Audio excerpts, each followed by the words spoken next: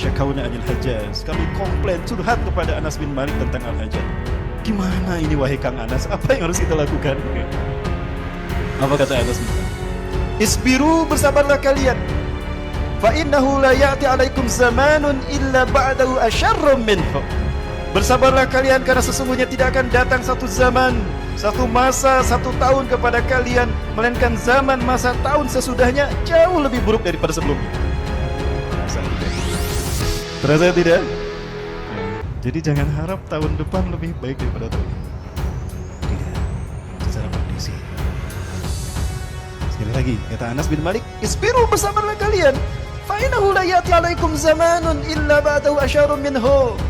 Bersabarlah kalian karena sesungguhnya tidak akan datang satu zaman, satu masa, satu tahun, melainkan zaman, masa, tahun sesudahnya jauh lebih buruk daripada zaman sebelumnya. Hatta talqaw rabbakum, sampai kalian bertemu dengan Tuhan kalian.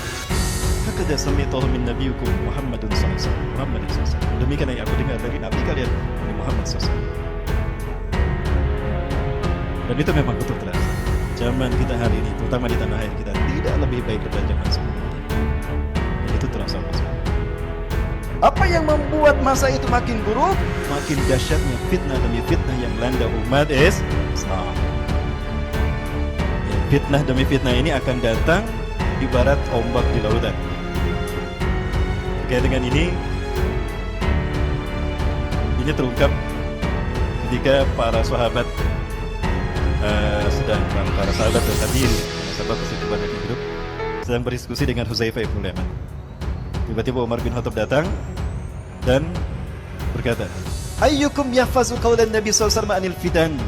Siapa orang di antara kalian yang hafal hadis Rasulullah tentang fitnah? Kata Hudzaifah, fitnatul lati tata'allaq bin rajuli wa mali. Apakah fitnah yang mengelanda seseorang sehingga teruji dengan hartanya? Oh, bukan. Bainal mar'i wa zawji, antara seorang suami dengan istrinya atau istri karena suaminya? Bukan.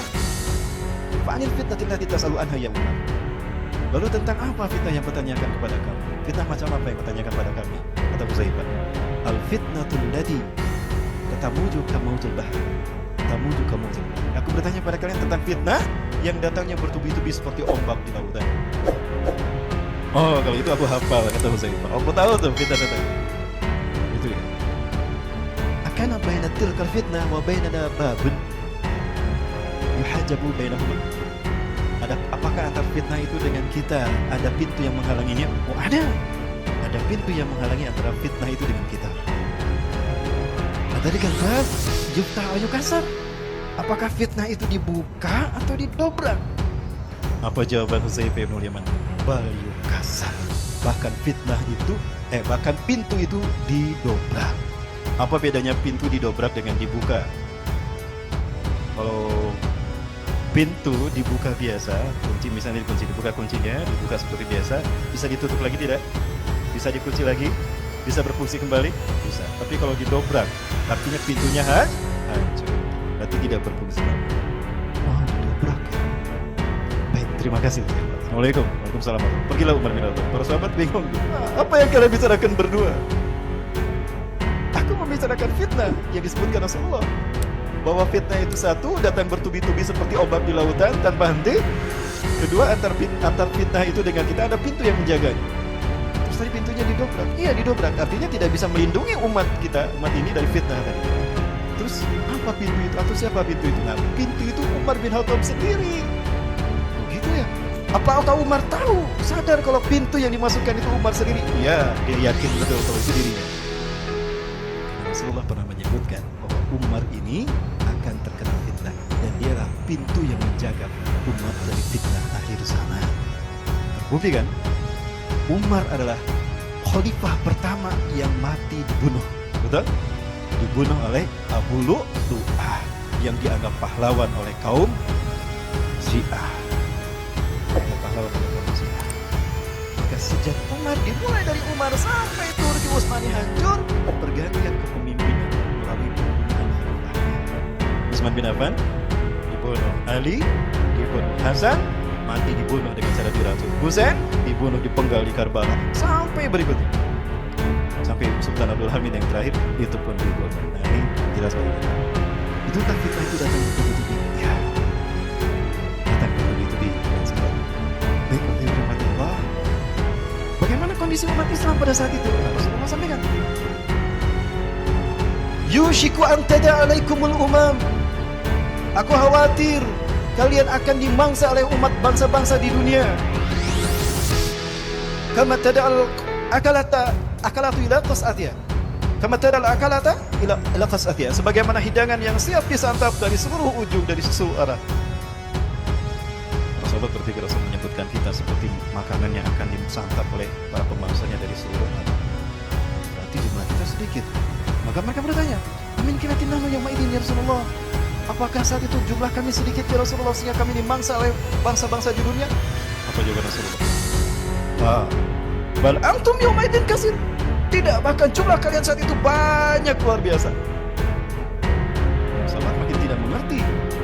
Jumlahnya banyak tapi dimangsa oleh bangsa-bangsa di dunia. Ya. Tapi apa kata Rasulullah?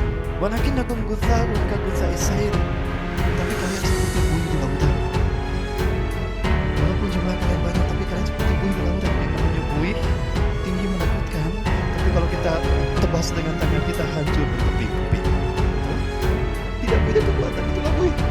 Kayak buih deterjen yang ada bermuara di ujung sungai.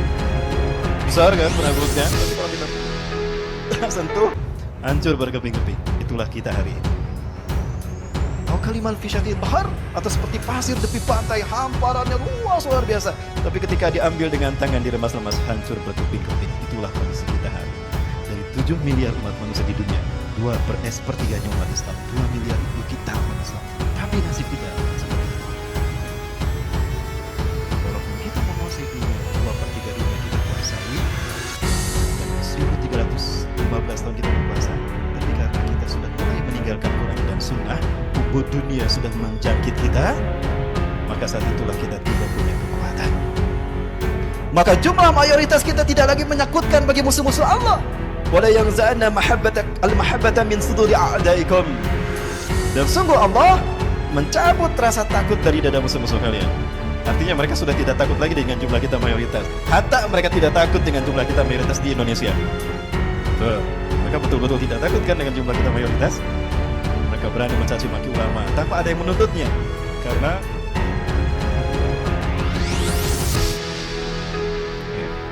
tapi kalau ada yang mencaci maki, apalagi jika itu ulama, habis baru jadi masalah. Walaupun sudah 2 tahun yang lalu. Betul tidak? Maksudnya yang mati apa? Kemudian itulah strategi mereka. Kenapa barat musuh-musuh Islam tidak takut kepada kita? Karena kita sudah dipecah belah. The fight indah belum selesai.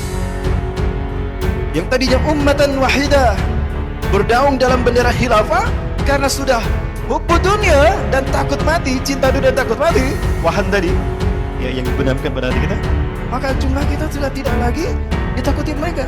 Allah memberikan ruang bagi kita di barisan terdepan, di garda terdepan, untuk kita kawal panji tauhid dan panji merah putih sampai nanti kita kibarkan bersama-sama di Baitul Maqdis dan kita sholat berjamaah bersama-sama di Syam sana.